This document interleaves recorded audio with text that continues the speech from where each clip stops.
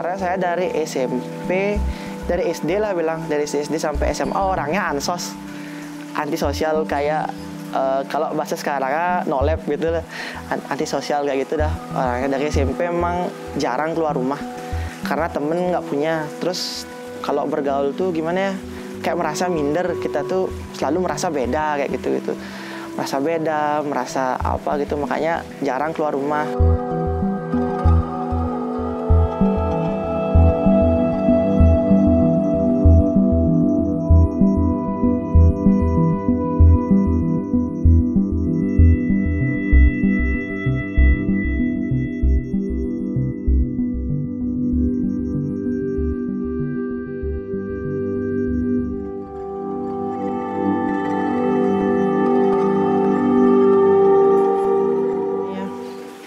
Saya tuh bisa lihat tuh dari tamat SMA.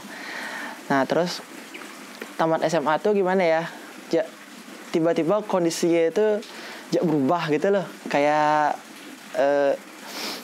gimana bilang, susah juga bilang ya. Tiba-tiba ngeliat sesuatu yang orang biasa tuh nggak bisa lihat gitu.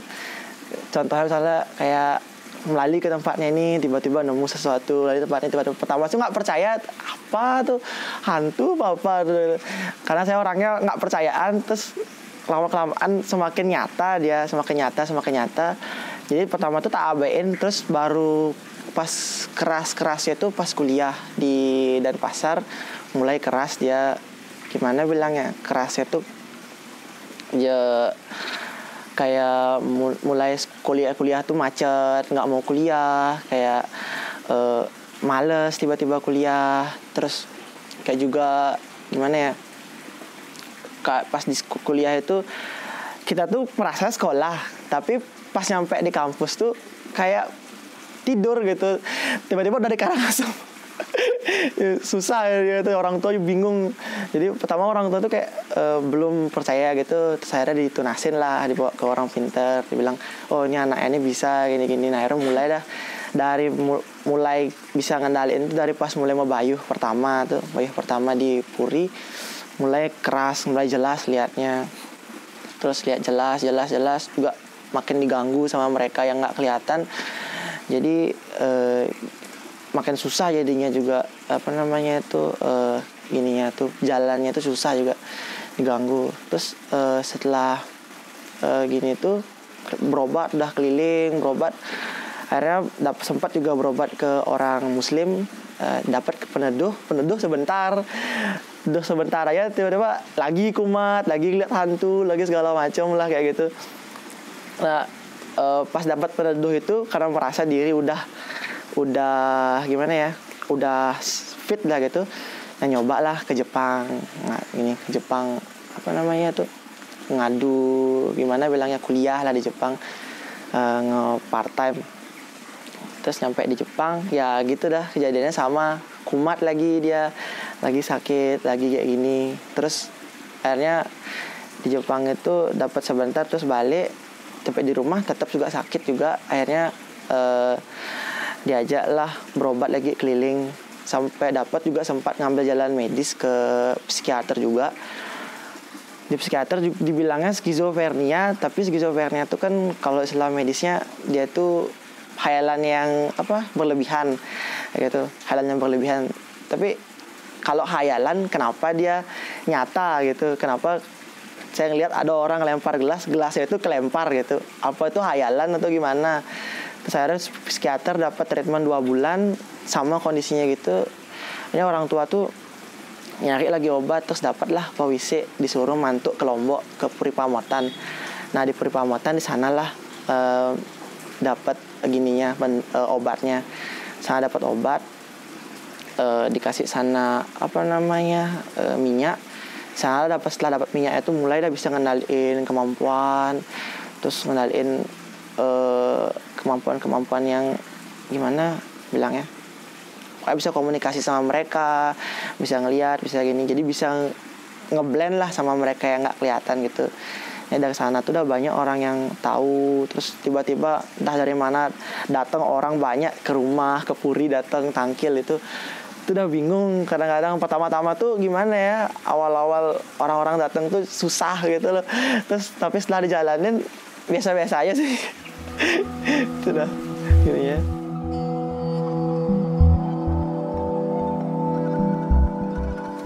Pertama ngelihat sosok tuh gimana ya, pertama-tama lihat tuh bingung gitu, kayak kok ada sih makhluk kayak gini di sekitar kita, apa bener apa enggak. Kata pertama tak kira hayalan, tapi hayalan kok dia bisa nyentuh gitu loh, disentuh tuh, setiap disentuh biru tangannya, setiap sentuh biru.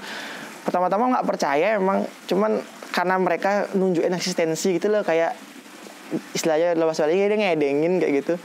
Itu udah dari sana lah mulai percaya terbiasa, karena setiap hari lihat terbiasa gitu, tak abein aja, kalau nggak penting diabein aja kayak gitu.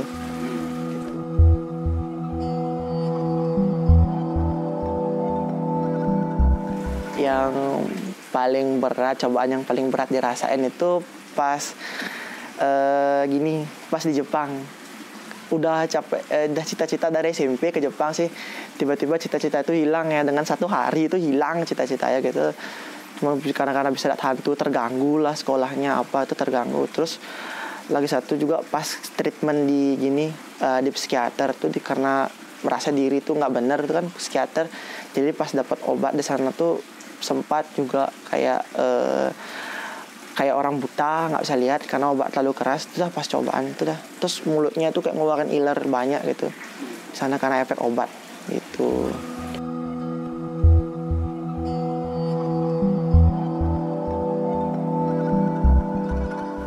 Pergaulan sama temen sebenarnya saya dari SMP, dari SD lah bilang, dari SD sampai SMA orangnya ansos, antisosial, kayak kalau bahasa sekarangnya no lab gitu lah, antisosial kayak gitu dah orangnya. Dari SMP emang jarang keluar rumah karena temen nggak punya. Terus kalau bergaul tuh gimana ya, kayak merasa minder, kita tuh selalu merasa beda kayak gitu, merasa beda, merasa apa gitu, makanya jarang keluar rumah. SMA apalagi nggak pernah sama sekali keluar rumah. Waktu itu belum punya teman, nggak kelihatan. Gimana ya, SMA tuh mulai saya keluar rumah tuh baru sekarang, pulang dari Jepang tuh baru bisa keluar rumah, baru bisa bergaul sama teman-teman kayak gitu. Sebelumnya ansos, takut bergaul, takut keramaian, takut gini, takut sama tempat yang rame gitu, pasti pusing kalau tempat rame itu. Dibilang psikiater sih nggak, emang kalau saya merasanya sih karena mungkin nggak tahu juga ya, sadar nggak sadar, soalnya agak susah bedain mereka yang nggak kelihatan sama manusia gitu loh, karena hawanya mereka tuh agak sama.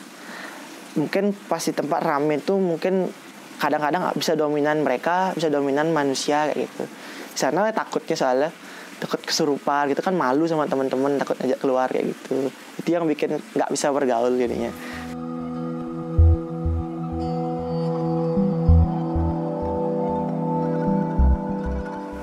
Kalau sejauh ini sih, kalau temen yang nggak kelihatan, kalau dulu sih banyak, sebelum saya mulai serius sekarang ngatur yang ayah-ayahan, dulu banyak. Karena setiap ketemu di jalan kan ada yang roro yang nggak punya tempat, tak ajak pulang, misalnya tak kasih tempat di rumah. Ya di rumah numpuk, saya susah sendiri gitu loh, sakit. Kalau mereka sakit, kita juga kena bebannya gitu. Nah, pas mulai saya ngiringan gong kompiang saya, mulai ngiringan gong kompiang saya tuh, jadi mereka yang nggak kelihatan tuh diusir gitu loh, nggak boleh kamu ngajak kayak gini, kamu orang masih hidup gitu. Terus sekarang kamu ngatur orang ayah-ayahan, kalau kamu ngajak yang kotor nanti kamu ikut kotor gituin.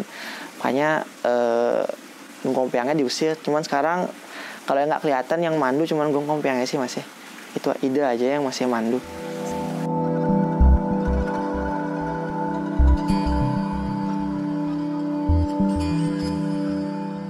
Kalau dulu ya lebih asik temenan sama mereka, karena ceritanya mereka banyak kayak sejarah gitu. Kebetulan memang saya seneng juga cerita-cerita zaman dulu tuh, seneng denger gitu. Kayak zaman perang, zaman apa tuh, mereka tuh cerita-cerita kayak gitu loh.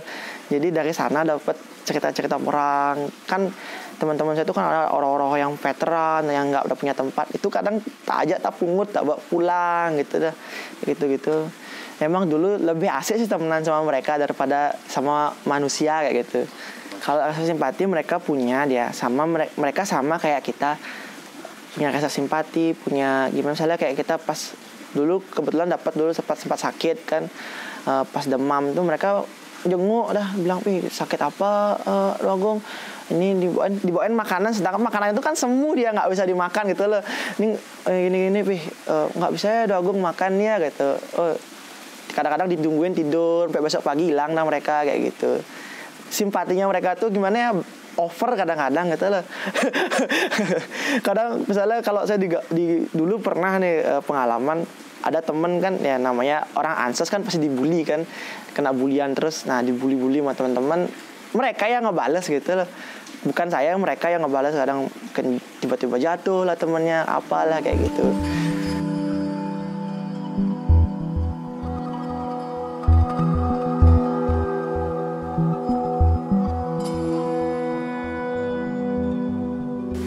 Kalau gimana ya, dari pertama bantu orang tuh pertama begini pikirannya, kita ngayah nih dapat apa sih, dapat uang enggak juga tak gituin, pikirannya kayak gitu sih dulu. Emang namanya anak labil kan, dapat uang enggak nih, ngayah kayak gini, buang-buang waktu aja. Terus diginiin lah sama yang tak sungsung di susunannya, ngomong gini, ya jalanin aja, pasti ada hikmahnya di balik kamu ngelakuin ini. Saya anak muda, saya mau apa namanya tuh istilahnya, pengen melali lah, pengen jalan-jalan lah kemana, ke rumah teman, masih pengen hang out atau nongki gitu. Sekarang saya ngayah, malu dong sama teman-teman kayak gitu pikirannya. Terus ya jalan aja, pasti ada hikmahnya gitu. Akhirnya setelah jalan beberapa bulan baru nemu hikmah dari ngayah ini gimana ya, kita punya banyak teman kayak gitu, kita punya banyak sahabat kayak gitu. Jadi dari sana dah punya circle yang banyak kayak gitu loh. Terus juga dari ngayah itu juga saya bisa keliling ke tempat-tempat yang baru, ke daerah-daerah baru gitu, sampai ke pelosok juga. Dulu pernah juga sempat sampai ke di Bangli, itu desa yang di pinggir Danau Batur tuh, sana juga pernah juga ada. Jadi ketemu tempat-tempat baru gitu. Makanya kalau sekarang udah sih genep setahun ngatur orang ayahan.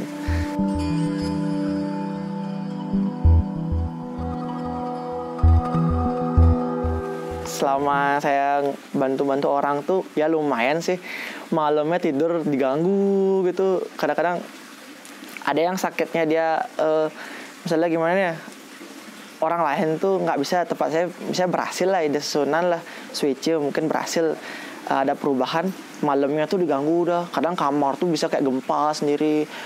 Dulu pernah juga ngobatin orang, kadang tiba-tiba ada pocong di kamar, mungkin yang ngenain tuh nggak tahu juga ada pocong, ada apalah, mungkin makhluk-makhluk yang kayak gitu-gitu tiba-tiba muncul depan muka kayak gitu dah.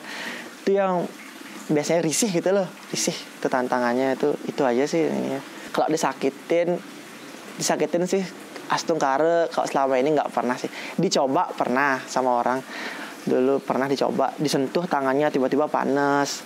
Ada orang dulu nyoba tuh dah, disentuh tangannya panas tiba-tiba. Terus pernah kepek juga tangannya, ini kayak kaku nggak bisa gerak, pernah juga kayak gitu.